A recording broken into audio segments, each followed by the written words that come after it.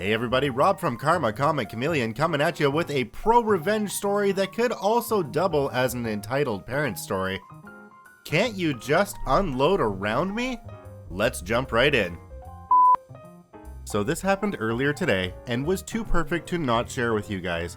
I work in construction as the foreman for a new house build. The location is kinda strange. The house is 250 feet up a hill via a footpath only. All of our materials have to come up this footpath by hand. It's a pain in the ass to manually carry, quite literally, an entire house up this hill. One of our saving graces is having 2 parking spots on the street at the bottom of this hill marked with official no parking signs. Unfortunately, there is an elementary school about half a block away, and the parents of children seem to regularly, at least twice a day, think it's okay to park in our spots. Now, I consider myself a reasonable person, so if someone is parked in the spots and we don't have a delivery or a need to park a truck, I will let it go. If we need the spots and there's someone parked there, however, I will ask them to move nicely, and most of the time they do so immediately, until today. I get a phone call from the lumber delivery truck that is en route to our location. He says he'll be there in about 2 or 3 minutes. I let him know I will meet him at the street and make sure he has space to park. He's carrying all of the material to frame the roof of our house, which is a lot of really big lumber and will take easily an hour to bring up the hill, so naturally I didn't want him parked in the middle of the street with his hazards on for an hour when we have perfectly good parking spot for him. As I begin my trip down the hill, I notice there's a school parent sitting in her car idling. Assuming she's just waiting to pick up her child, I walk up to her car and politely let her know that she is parked in a no parking zone and we really need her to clear it to park a delivery truck. She scoffs at me and rudely states back, "I'll just be a few minutes and your truck isn't here. Take a chill pill, dude." Before I can respond, a giant lumber truck comes around the corner and I wave to him and then gesture towards him to the woman in the car who has now put her window back up to ignore me. I put on my best customer service smile and wave at her through the window. She puts it down halfway and angrily shouts, "What?" By now the truck has pulled up alongside her car, and I politely ask her again, with a stronger tone of voice, to move her vehicle, reminding her that she is illegally parked in a tow-away zone. Then she gives me this wonderful idea. She says, "Can't you guys just unload around me? Jesus, it's not that hard." I gave her another smile and walk away, a brilliant plan forming in my head. I instruct the delivery driver to park as closely to her as possible and block her in with the porta potty that is at one end of our reserved spots and the parked car that is parked just adjacent to our spots on the other end.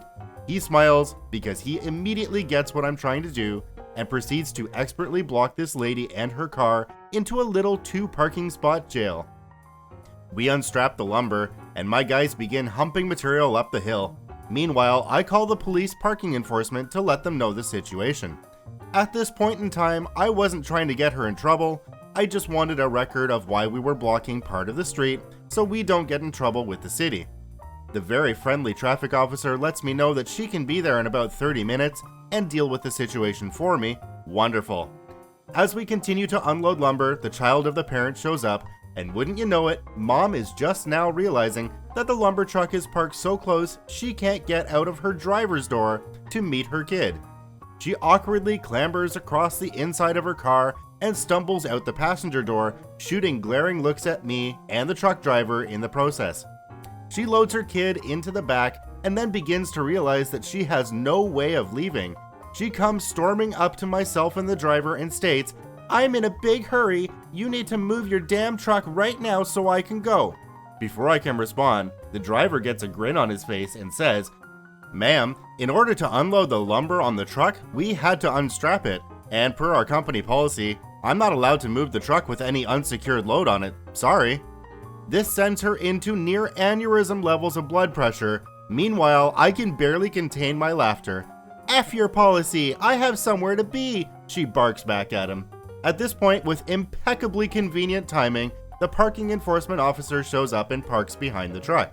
She doesn't see the officer arrive, and while the officer is still getting out of her vehicle, I just casually say, "Can't you just pull around it?